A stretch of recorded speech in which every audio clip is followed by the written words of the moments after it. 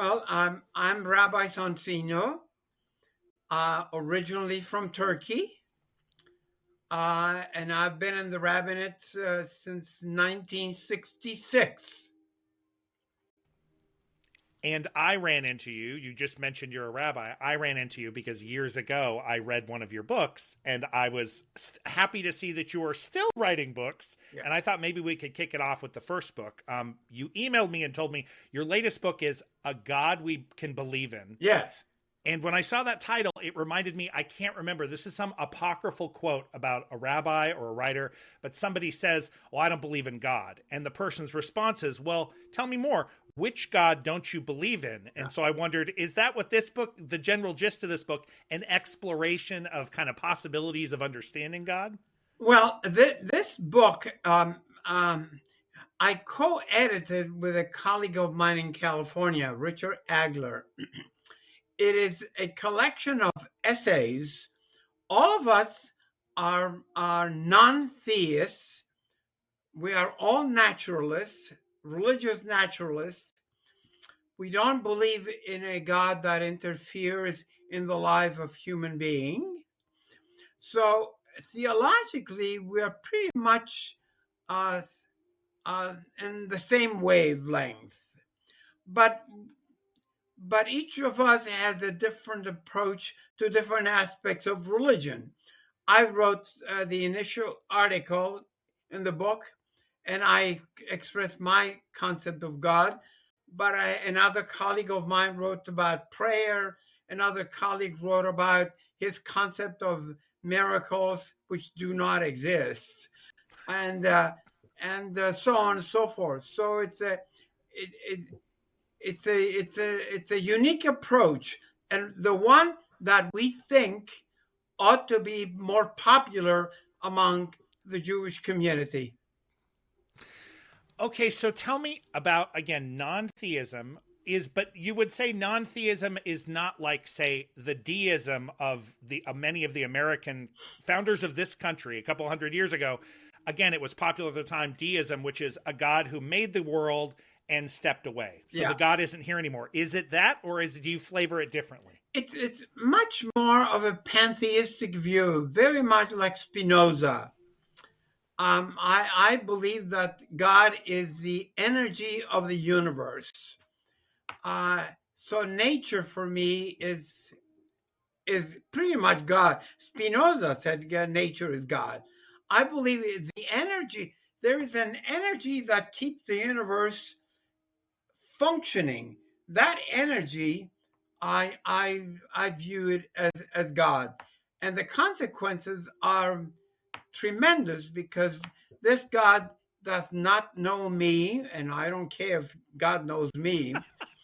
But it is an answer to the problem of evil, and that's what brought me to this position. When I was a teenager in Istanbul, my religious school teachers would tell me, if I had a cold one day, oh, you must have done something wrong. Oh, so blaming everything, saying Right. all of it is something I did wrong. I said, no, I didn't do anything wrong. I simply have a cold. So that brought me to an analysis of what God is all about. There are different ways of resolving the problem of evil in the universe. And in Judaism, Jewish answers. And I published a blog on this subject. By the way, my blog now has 990,000 viewers around the world. Holy moly. It's called Sonsino's blog. And about a couple of months ago, I published my analysis of the problem of evil. Some rabbis in the past said, well, we don't know how to resolve the problem of evil. Number two, they said, well, the problem of evil is evil exists because you've done something wrong. So look at your. And the third one is that, well, we're suffering here, but we're not going to suffer in the world to come. First of all, I don't believe in a world to come. You die, you're done with it.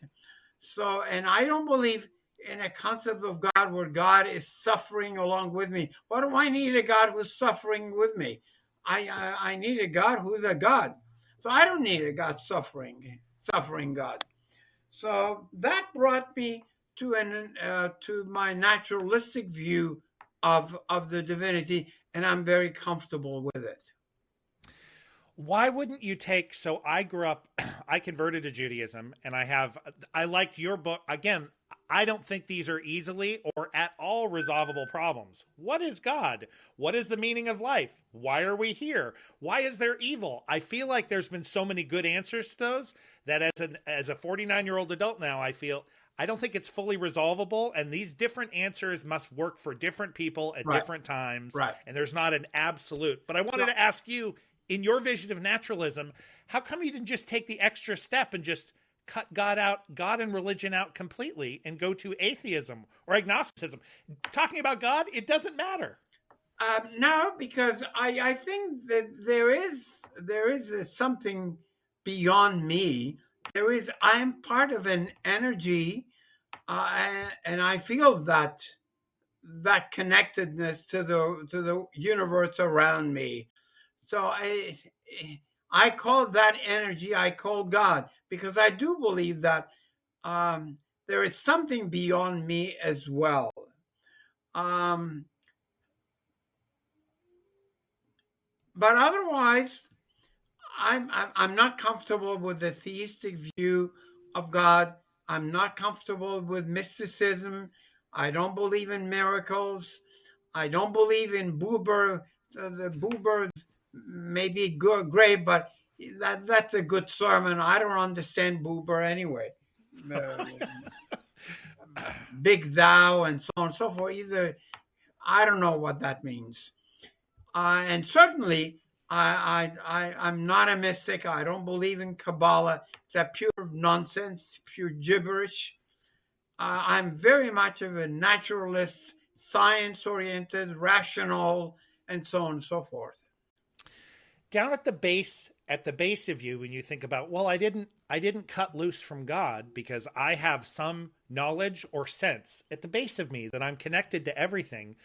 What does that feel like? What is this feeling that you're connected to everything? It's not just intellectual. It's something you feel like kind of down deep. Yeah, I feel connected. First of all, I feel connected to my fellow Jews.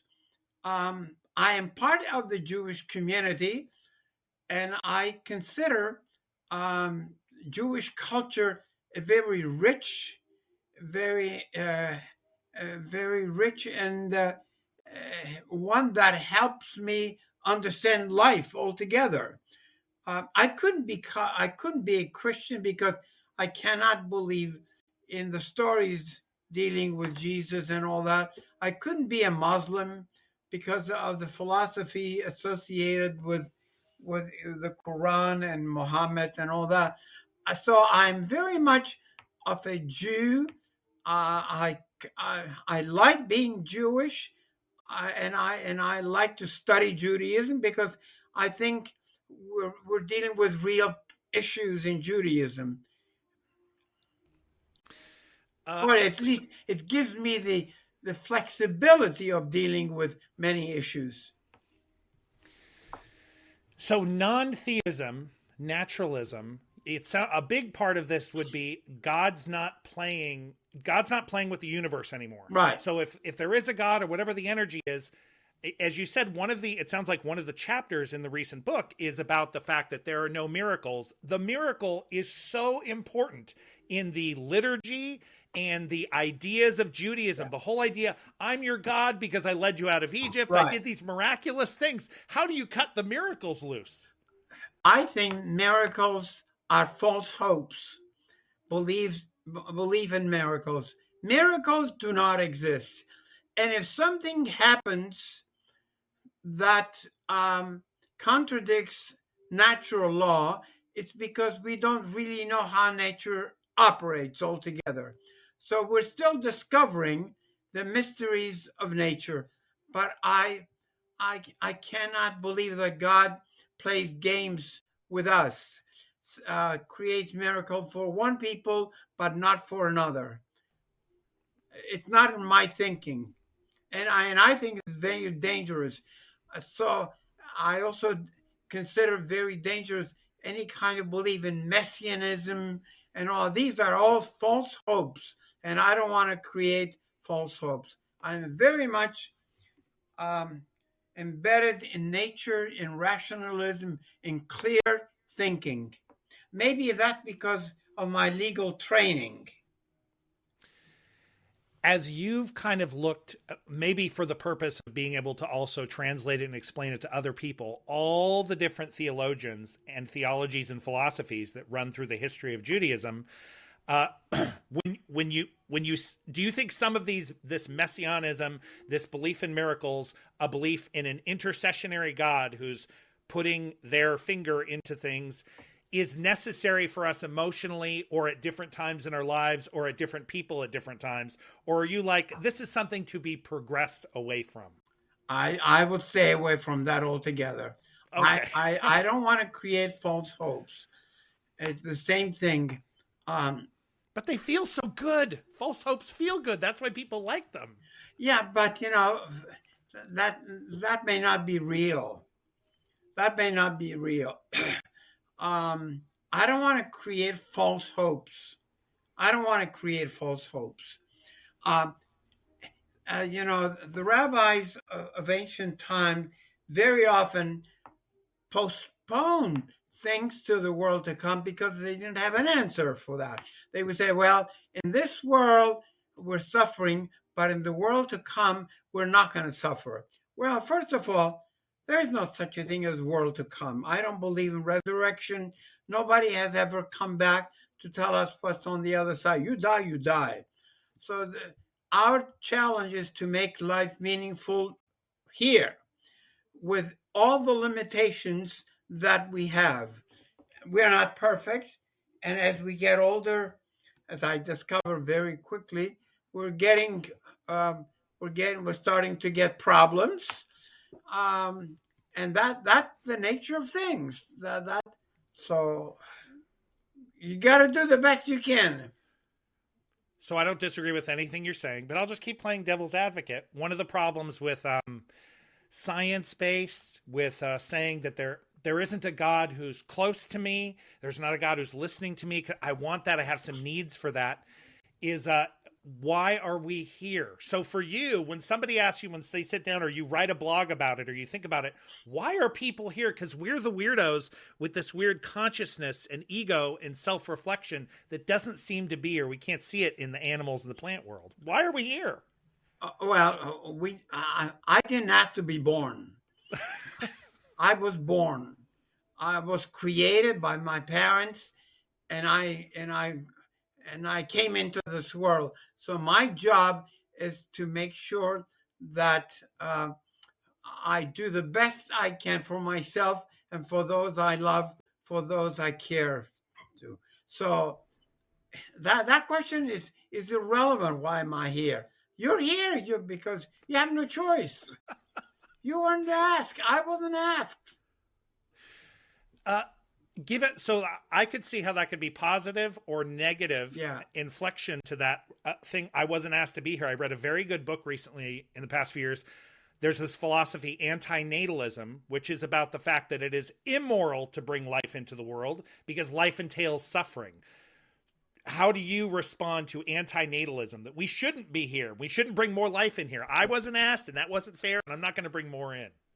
I do realize that there is suffering in the universe, and some people suffer more than others, but that's the luck, that pure luck. We do the best we can with what we have. So you take one day at a time and try to live as fully as possible, enjoying the beauty of nature, the beauty of everything that surrounds you, friendship, family, and all that. So otherwise, it would be a waste. I think that's what we should try to spend our energies on, to make our lives easier and more fulfilling. So, given that Judaism is often treated, and we were mentioning Rabbi Londi, and you were saying, "Oh, I watch virtual services with New Reform Temple. Rabbi Londi's the rabbi there." I remember he constantly goes on about Judaism is about practice, not about belief. I don't care what you believe. I want to see what you practice. In a religion or a tradition where practice takes sometimes precedence over belief and theology, why have you written so many books about theology? Why was that the thing you're like, I want to write about theology? Well, because theology deals with the mysteries of life, and I'm trying to understand how do I fit into the world. The practice I will do, and even practice is obviously important, but listen, uh, there are limitations to practice as well. Am I able to observe the Sabbath as the rabbis asked me to do? Probably not. I I turn the lights on and off, and I don't think I'm committing a great sin because I'm doing so. Um, but practice brings me closer to the community, and I believe in the community, the strength of the community. I believe when a congregation sings together, the congregation stays together. Um, so I reach out to people who think like me and who would like to share my point of view, and those that I teach. Also, I hope I can give them a better perspective about their lives and their expectations about life.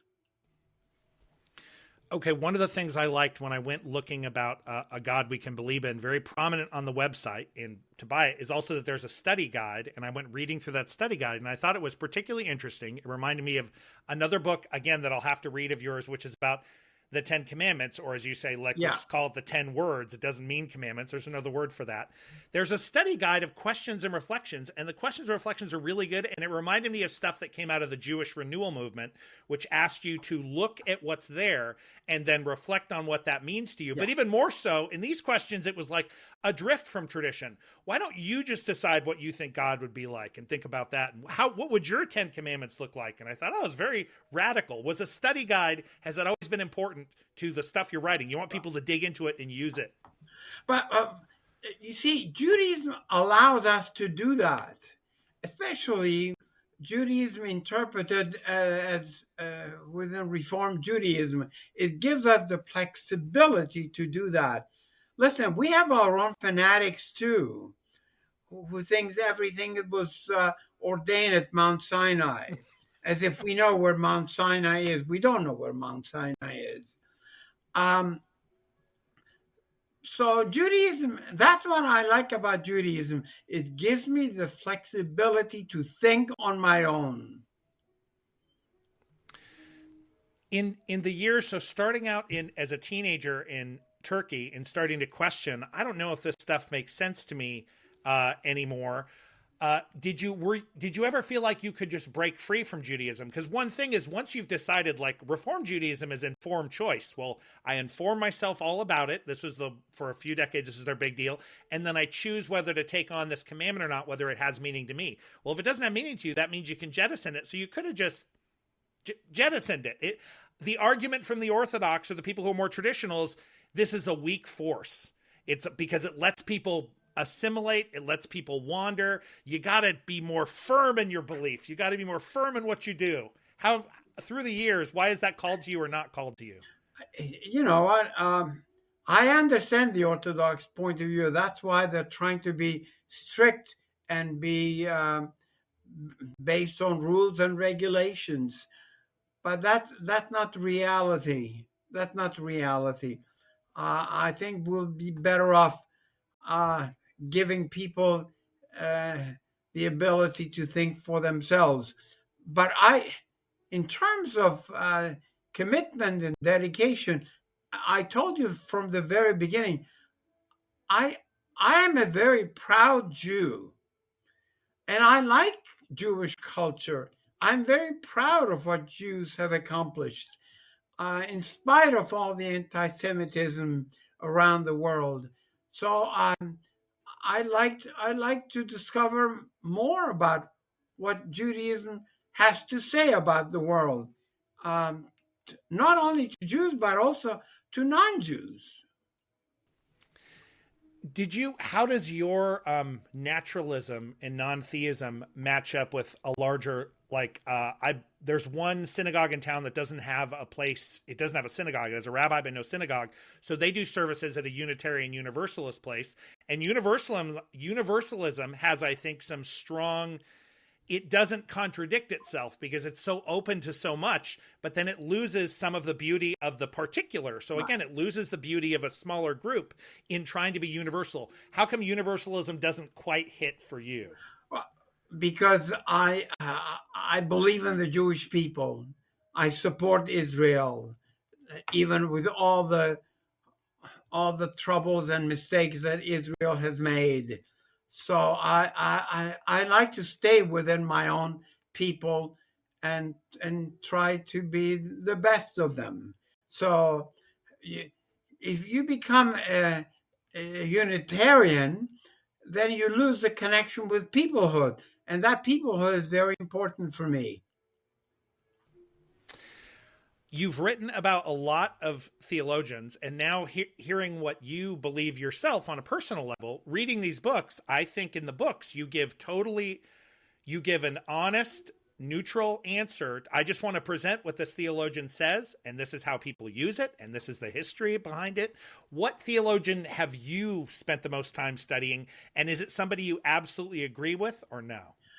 Well, I've been influenced very much by Spinoza, by Kaplan, by Gittleson. All these are religious naturalists, and they help me frame my thinking, and I have learned from them, and I studied them. So I didn't come to this conclusion on my own. It's because I had teachers who opened my eyes. Did you ever run into a book I read, again, more than 20 years ago, is Polydoxy by Rabbi Reins? Oh, yeah, Reines. Reines was my teacher. Hey! He was my philosophy teacher at the college. Yeah, he calls it hylotheism. And it's good. I have great respect for him. I'm much more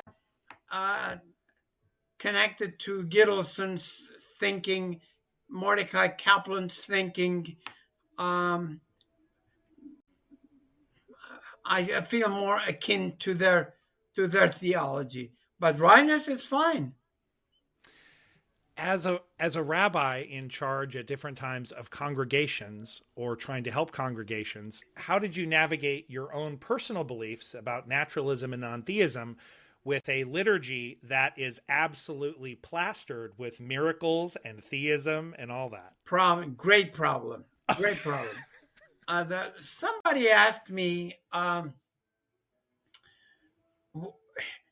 came into my congregation in 1980.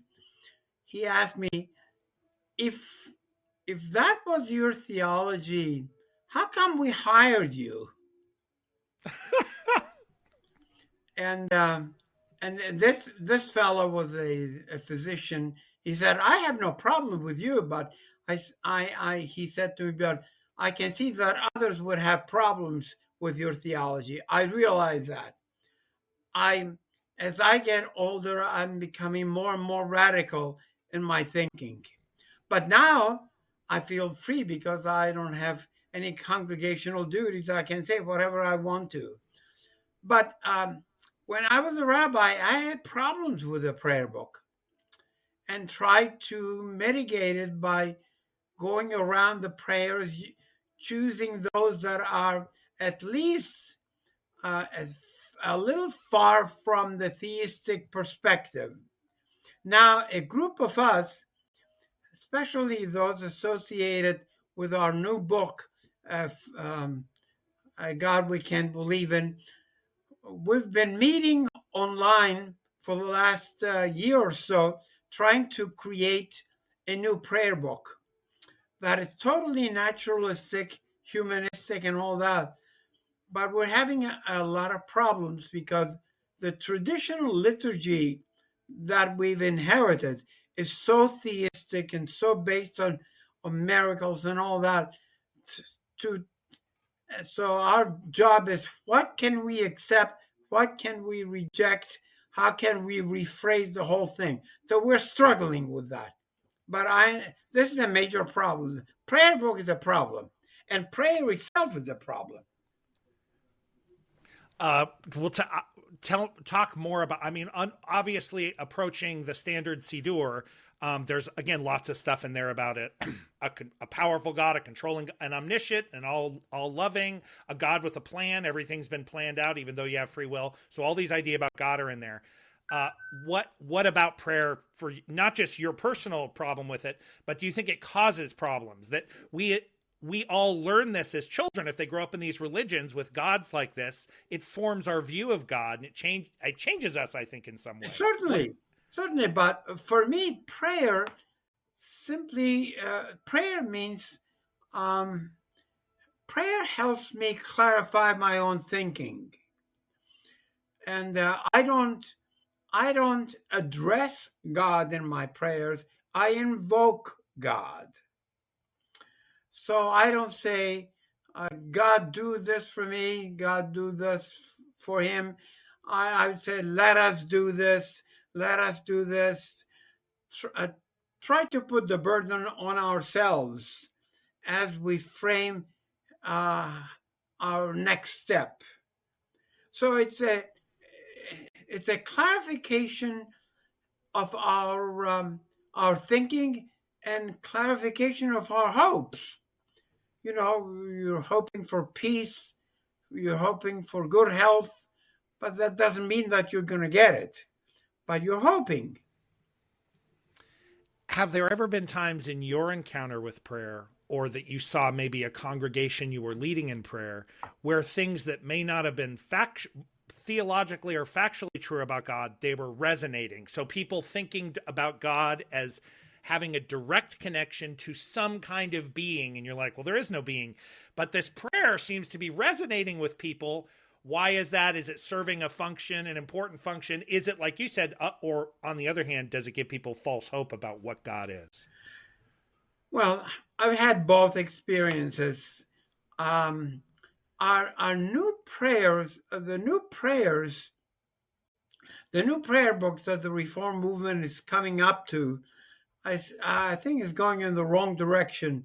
It's becoming more and more traditional in its approach, and it's becoming more and more mystical.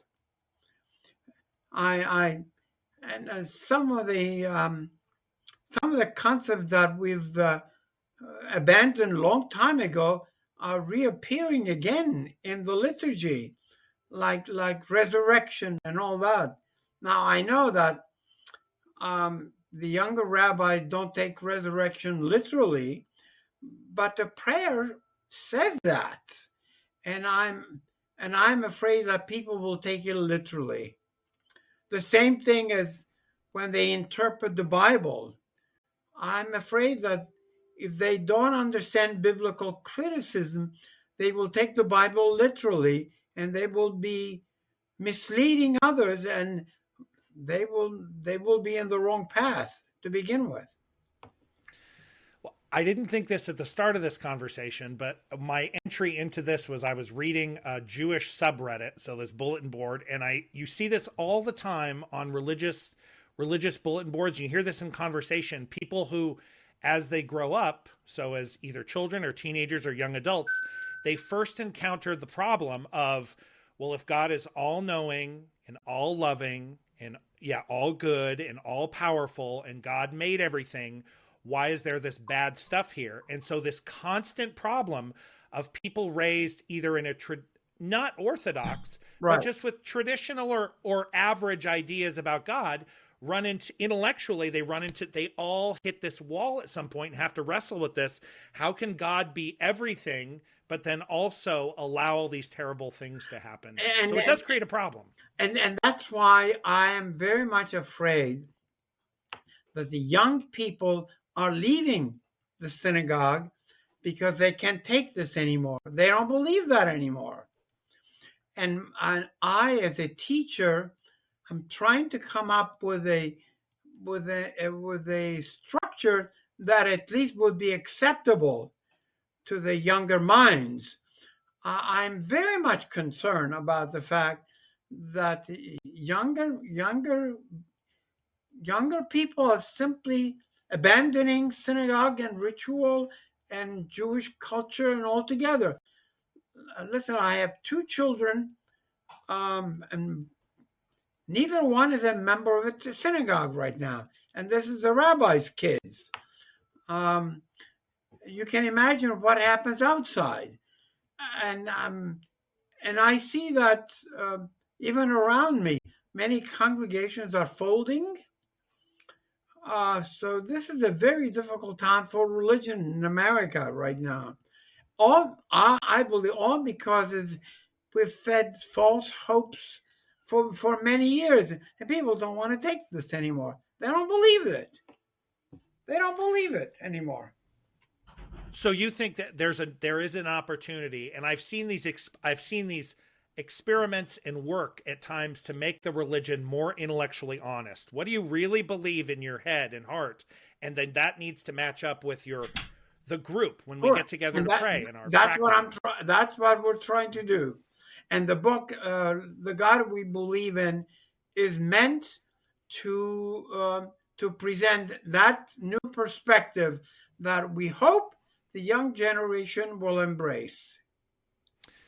Do you think the things people got out of religion, so if you take out that you have you're emotionally resonating with a direct connection with God, either in mysticism or prayer or your theology, so there's that, you have some emotional connection and that's sustaining you or giving you power. If you cut that loose, do you think people who identify today as Jews could they'll get what they need, the other parts of religion, the peoplehood, the connection to people, the practice and the traditions that go on, the history? Well, that's nice, but they could just get that somewhere else. So then, in other words, is a question, do people need to be Jews anymore if they don't have this God?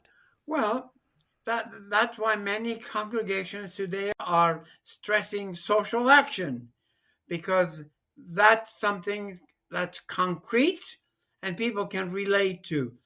Social action is becoming the religion of our time. And I have nothing against social action. And I think it's the right thing to do, to fight for equality, peace, and so on. So I'm all in favor of it. But I think there is more to that as well. And I hope that by presenting a naturalistic perspective, the younger generation will be able to embrace both. How much comparative religion? So you very much, I resonate with this as well. Love Judaism, love Jewish history, love Jewish practice, love Jewish ideas. How much did you dig into comparative religion? Again, you mentioned universalism. It's not for me, but comparative religion, where they're saying all these religions share these common experiences or these common problems, and they're all. Did you ever think, there could be a unified? Why the particular religion versus? The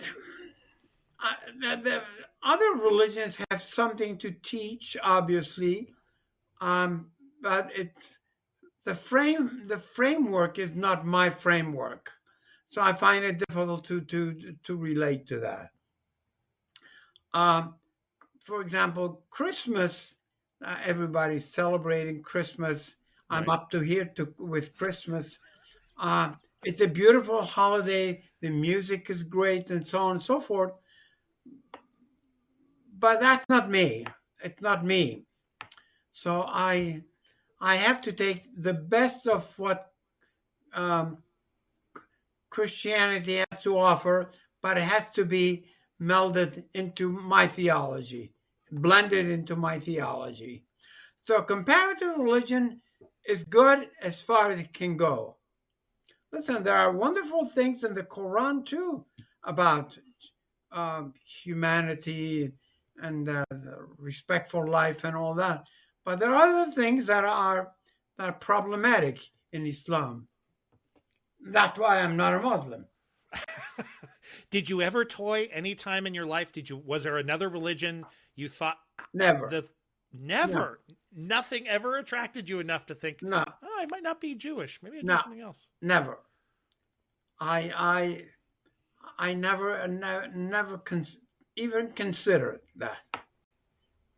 And was it again because did you grow up with the feeling that I'm part of this group of people? Yes, I very much so. I grew up with that idea, especially growing up in Turkey as a minority. We had to stick together because the Muslims around us did not consider us as fully equal. You know, Islam does not consider Christians and Jews as fully. They consider them as dhimmi. The term is dhimmi. That means tolerated minorities. Okay. So that's why I never felt comfortable with them. So I took refuge in mine. And did you ever have a period where you decided, I'm going to study Eastern religion, Buddhism, Hinduism, Jainism? I can't relate to the Vishnu and all those things. It's too strange for my cultural background. I never thought of that. You mentioned a few of the theologians you really like, but given the fact that you've produced books that you don't have to like all the theologians, but you have to present them because you need to know you're trying to learn about Jewish theology. You have to learn about them. Yeah. Is there one or a handful of them that you just really don't like and you avoid reading and you're just like, I can't stand this? Well, any Orthodox fundamentalist is part of that group that I detest because they're feeding false hopes. They're teaching the wrong things, and they're misleading people. So I'm very uncomfortable with that kind of fanatic approach. When people say they know all the answers and all that, so not for me. Do you run into that same problem? So that's modern theologians. When you run into that with the ancients or the medievalists, does that also bug you when you're reading medieval theology? Oh yeah, I mean we're reading. We have a study group that meets every Monday morning at 10 o'clock. We're 12 of us. We study online. And we're reading rabbinic texts. Some of the texts are simply not acceptable today because it deals with the old theology where God is good and the world to come and so on and so on. But there are other pieces of wisdom that are remarkable. And so we take the good and reject the rest.